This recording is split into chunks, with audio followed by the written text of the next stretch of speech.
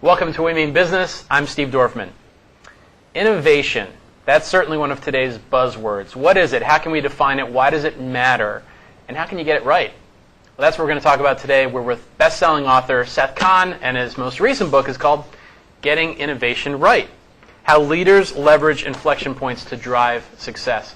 Seth was with us a couple years ago for his book, Getting Change Right.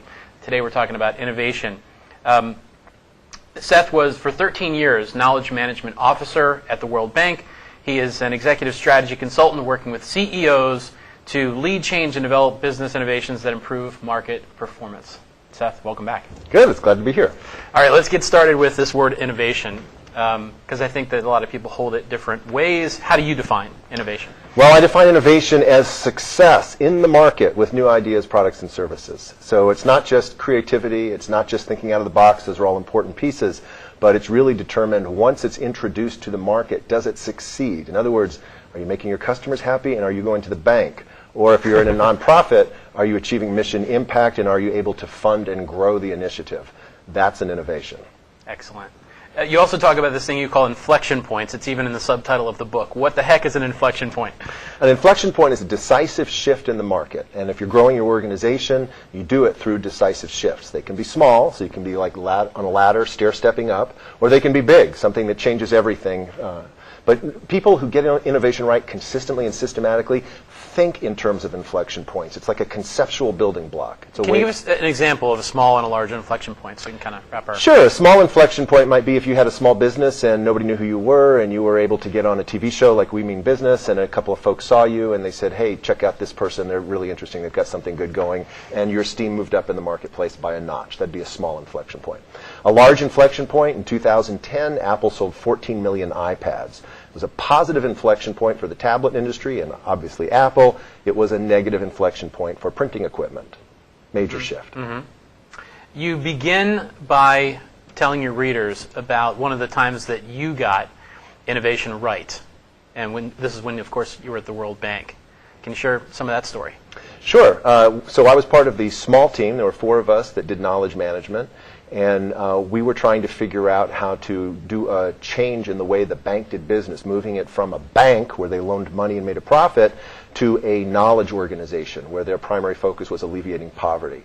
And we discovered that communities were where knowledge gets translated into action.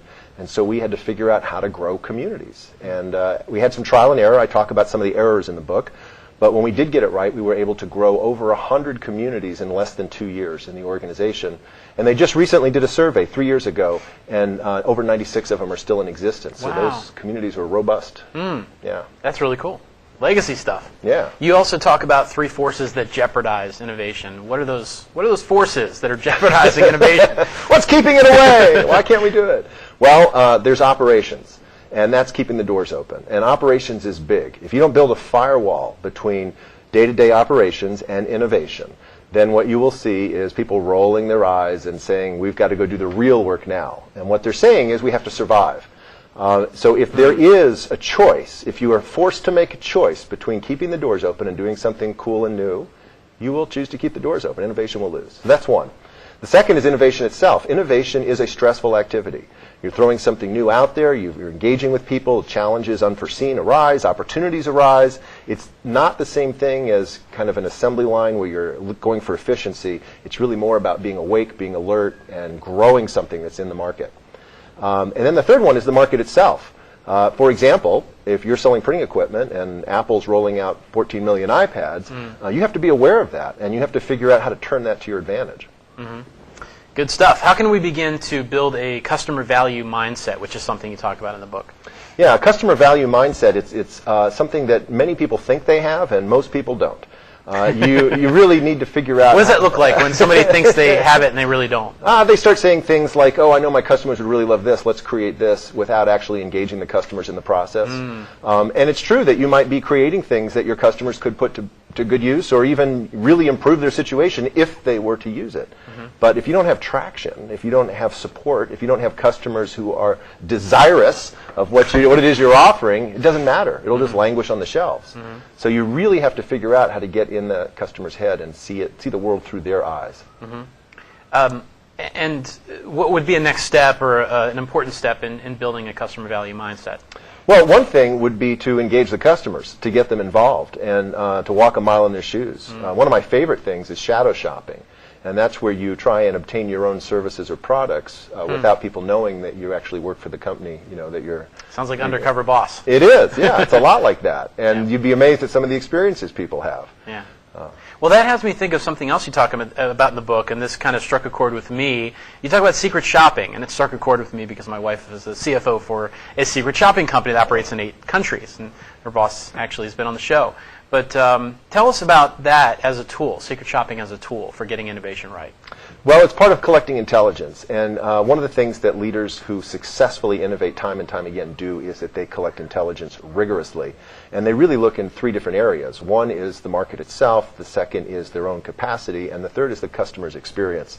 And secret shopping is part of really understanding the customer's experience, what it is that they go through. So they go out and try and procure the products or the services, and they notice where it's easy, where it's hard, where things are not intuitive, where maybe their delivery process is set up to satisfy the organization that's delivering instead of the customer's experience.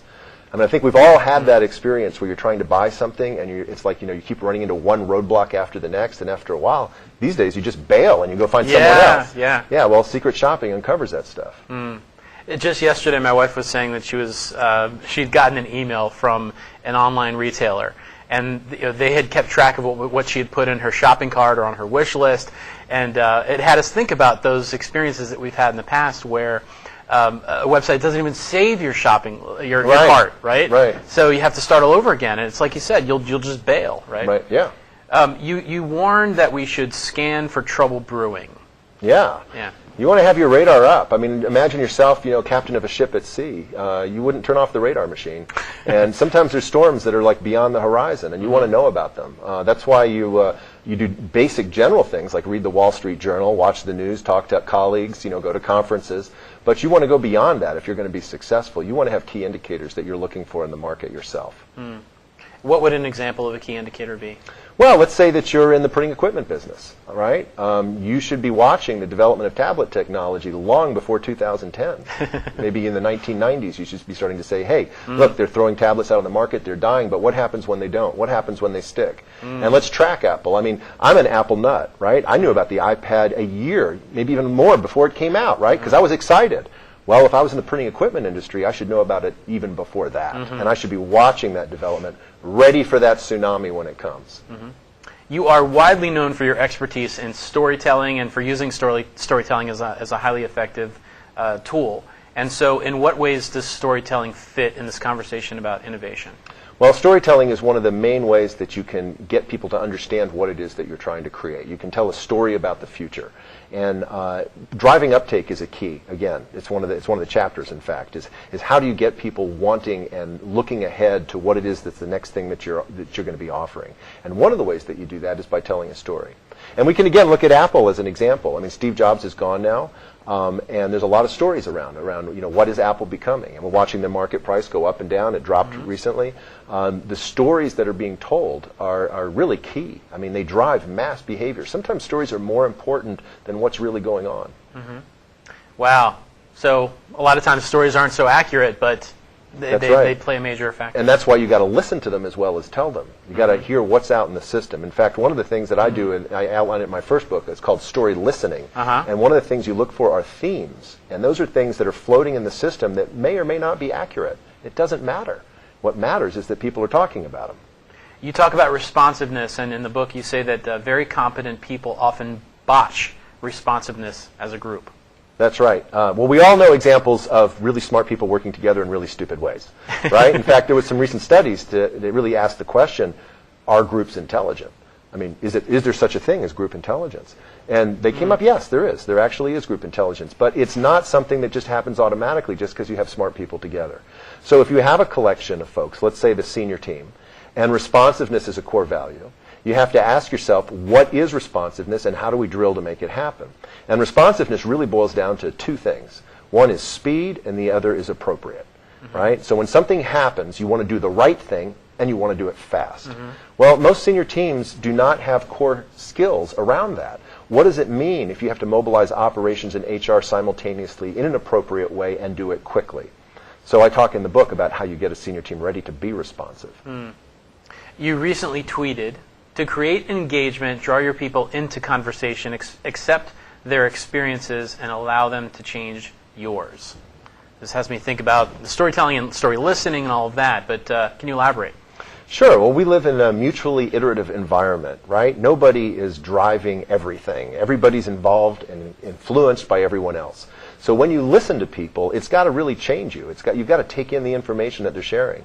So if you think you have a great idea, some new way to serve them, and they start saying, yeah, I like that, but I'm not sure about this piece, or have you considered adding that, you've got to be receptive to that, and that should change your model of the world. The more perspectives you take in, the more your model is dynamic, variable, and complex, and less simple, less clear-cut, and that's okay. That's part of being a leader.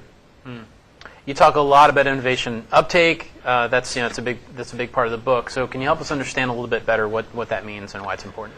Basically, just to sum it up in a nutshell, you're not throwing things over the fence at people. I mean, innovation uptake means that you're bringing your customers along with you.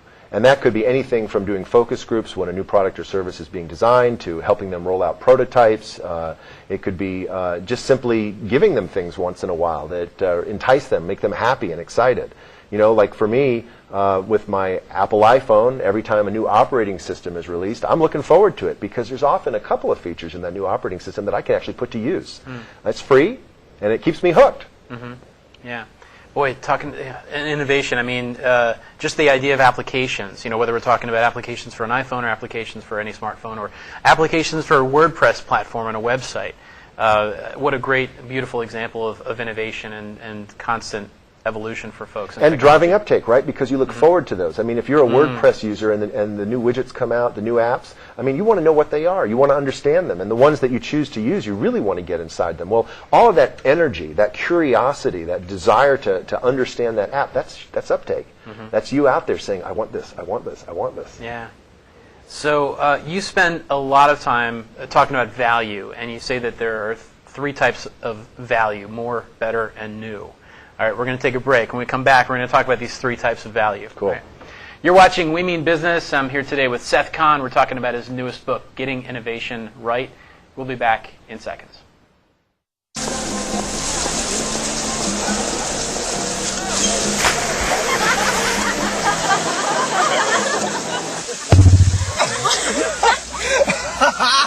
My dad's one of the producers over there. Bring this one.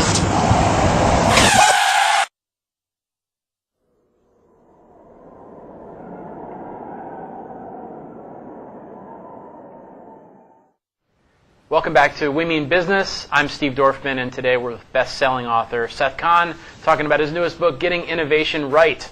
So, Seth, you talk about these three types of value: more, better, and new.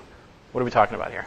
Value generation is at the core of business, right? If you can't generate value, you're in deep yogurt. Your business is not doing well. Deep yogurt. Yeah. So you have to understand value generation. Now, most people get lucky. They have something good that's out on the market, but they really don't understand how to build more or better or new value. And that's where it's at. I mean, if you want to continue to grow, if you want to continue to be successful, you've got to understand those three.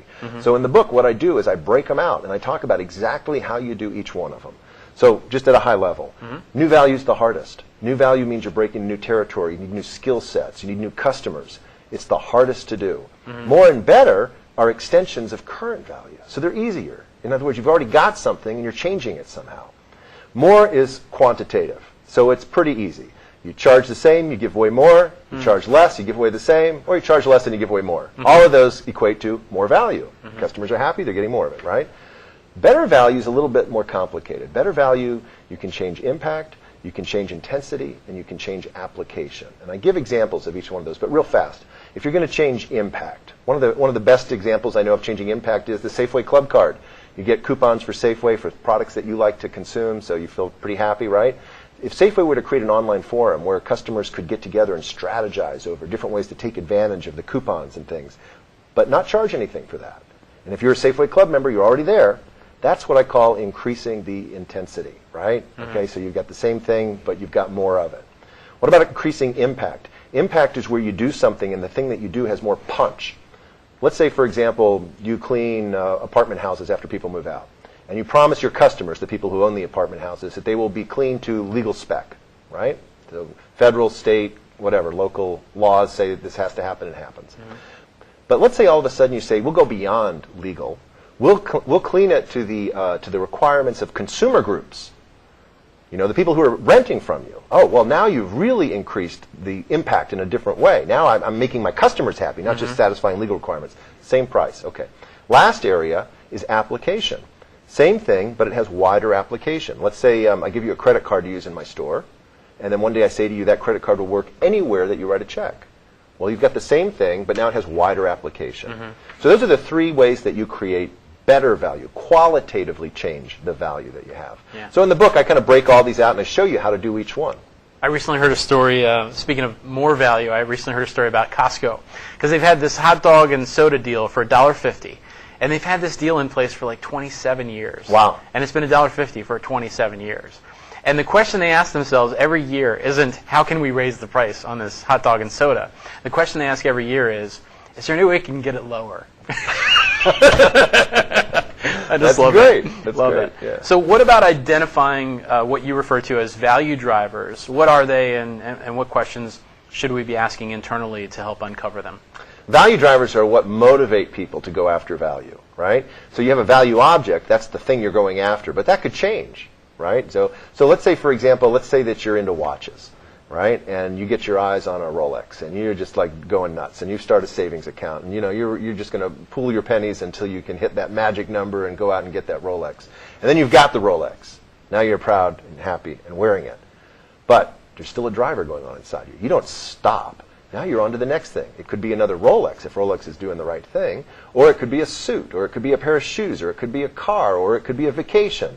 Because there's something inside of you that wants that thing that the Rolex symbolizes. So the Rolex is the object, but that compelling desire is the driver. And when an organization understands the driver of their customers, they can just keep feeding them more and more and more of what it is that they want. And you tell a story in the book about how BMW did this with you as a customer. That's right. Yeah, when I got my first BMW, you know, I was really into the whole BMW thing, but didn't really know what that meant. And I thought to myself, you know, I should really take driver's ed again. I mean, it's been like 30 years since I've taken driver's ed. I wonder what a driver's ed for someone my age would be like. And then I got this cool email, and it said, would you like to race a BMW against a Lexus and a Mercedes and, you know, 3 other cars? And I was like, oh yeah, that's the next level driver's ed. I want to do that. And it was free. So I drove up to Baltimore, and sure enough, there was this racetrack, and they had BMWs, and they had the equivalent in other classes of cars. And the cool thing was, not only did they have the racetrack laid out with the cones, they had white and red cones, but they had a professional race driver sitting next to you. And he got me to go much farther, much faster, drive with more intensity than I ever would have on my own, because I was kind of scared I'd wipe out or something. And he'd be like, hit the gas, now, now, now! Okay, slow down, watch, go for the red cone. And I mean, I had so much fun on that racetrack. Yeah. And when I left, it was all about BMW for me. So I was in. And they gave you a cap while you were there, Yeah, didn't they they? gave me that. It's all about the cap, isn't it? All right. Your opening inscription in the book reads, and I'm going to quote, "For visionary leaders of all kinds, may these tools and techniques help you innovate successfully for the benefit of all life." Is this about more than just business, Seth? Absolutely. Absolutely it is. Talk about that a little bit. Yeah. Well, this is, I mean, I believe that we're all here, you know, in a very special place. I think Earth is a very special place. We have life on this planet. That life goes beyond humanity. It includes all of the life forms that are here. And I think anything that we can do to contribute to having a sustainable relationship with that life and respecting it, not just preserving it, but preserving it in a way that we can really be wowed by it, that we can honor it, that we can feel like we're in union with it, is really one of the highest callings that there is. And I hope that people will innovate with these techniques with that in mind. Good stuff. And I have to warn folks that are picking up the book, it's like dense cheesecake. It's not the kind of thing you're gonna read in a weekend. You really need to soak on it and talk about it. You know, maybe have a few colleagues or friends reading it with you and discuss it. It's just such rich content. Let's talk about the 7 common mistakes that leaders make when it comes to succeeding at innovation. We're going to try to get through as many of the 7 as we can. Don't know that the time will allow. They'll just have to pick up the book. But the first one is they don't think in terms of inflection points, looking for decisive shifts before they occur and preparing to take advantage of them when they emerge. Right. So again, an inflection point is decisive, and that means there's no going back, right? You can't go back to pre-iPad at this point. It's done. If they're looking for those movements in the market that affect their particular offering, then they're using each one as an opportunity to ratchet themselves up to the next step. If they're not, they're constantly getting blindsided. They feel like they're in a barrage. They don't build the foundation required to successfully develop new ideas and take them to market. This to me is like basics, right? If you're going to say that innovation is your thing, you need the core capacity to deliver on it. You need the leadership, you need the talent, you need to understand idea management. So many people just say, hey, let's do innovation. You need capacity. Yeah. And would it also make sense that they bring in an expert like you to help spearhead this thing, right? Absolutely. Well, I can work with the CEO or the leader and help them set up shop so that they can do innovation well. That's what I do. Yeah. I mean, I would imagine that, that's an important warning, because just like any great book, sometimes leaders will get it in their head that well, if we just use this book as a guide, we'll be good to go. And if there's any book that can do that, it's probably this one. But I think that it makes sense to bring in an expert to help spearhead this thing, at least in the beginning, right? Number 3 is they don't collect the necessary intelligence to ensure circumstances are conducive to their new offerings. That's right. Well, there's so much going on, so much information out there. And if they're just driving blind, it's like driving a car without looking out the windshield, right? You need to know what's going on. If you're rolling out a whole new way for a customer to get a loan, and that very process is in the news because people are trying to strike it down, in Congress, and they're talking about how horrible it is. Even if it's not, wrong timing's not good. So you want to be aware of what's going on in the environment before you start rolling something out. Number 4, I know you're going to take a little time to talk about this one because I think it's a favorite of yours. They don't take advantage of market disruptions. Yes, I love that one. Right? So we see, there's so many market disruptions, right? Customers are in trouble, the business is upending, a whole industry is changing, or things can move, competitors can move in. Each one of these is force, it's energy. And I like to think of it like you're a judo master. And your goal is to take a force that is coming at you and channel it so that both you and the aggressor are in a better position when the force is diffused. Now, if you could truly do that, if you could exploit every disruption, you would be waiting for them because you'd see them as forces that could take you to the next level. When you get to that place where you can actually harness disruption, and there are innovators who do this, then you use every movement in the market to your advantage. How about a great example of how you've seen this play out in the real world? Yeah. A judo move. Right. So I knew a woman who was a CEO of an association of realtors in Florida during the collapse of real estate in Florida that happened a few years ago, right? So every one of her members completely lost their job, $0 in income. So of course they couldn't pay her, they wouldn't buy her products and services, they were struggling to make ends meet, right? So she asked the question, what do I do? How do I harness this energy? And she did 2 things. First of all, she went on a search to find jobs that people with those kind of skills would do well at, and then she began offering training. Wow. So did they come to her? Absolutely. They were desperate for work. The second thing that she did was that she learned how to sell short, which at that time was distasteful. It was like a taboo. Nobody wants to sell short. But because it was a taboo, there was no institution anywhere in the United States that was teaching people how to do it properly. So she began teaching that class, and people from all over the country came to take the class, which gave her a massive infusion of capital. And then when the real estate market came back, everybody was loyal. In fact, they were more than loyal. She had saved many of them, taken them through, and boom, her organization was prospering again. Very good. Let's see, number 5, they don't think through value from the customer's point of view. You talked about it a little bit earlier, but let's hear a little bit more about that as a pitfall. Right, so that's critical. You need to understand what the customer wants, and you need to figure out ways to go after it. One of the things I teach in there is to actually take your own value chain. Right? Your value chain is the process you go through, and you isolate every step where you add something that's valuable. That's what a value chain is. And then you take each one of those pieces and you unpack it and you ask the question, how could we do this better? How could we make our customers happier in this piece? And when you do that, when you go through the value chain and unpack each piece and improve each one, you end up with a whole different set of products and services that you can provide that your customers are actually interested in.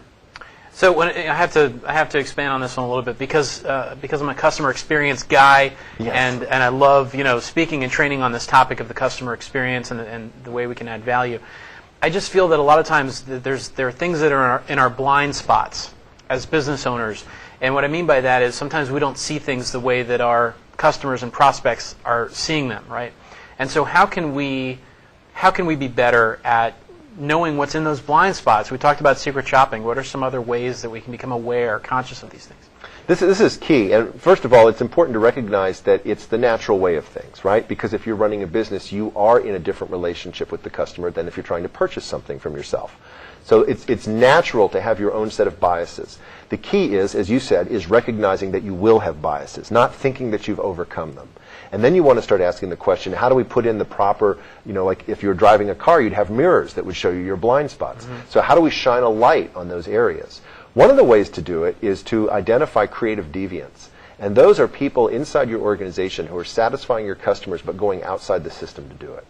And those people have got keys to your blind spot. Mm-hmm. Instead of slapping a creative deviant and saying, get back in line, you're not following procedure, if they're working, what you want to do is shine a light on it, and you want to say, what is this teaching us about a way that we should be expanding so that our customers would appreciate it? Have you seen that play out?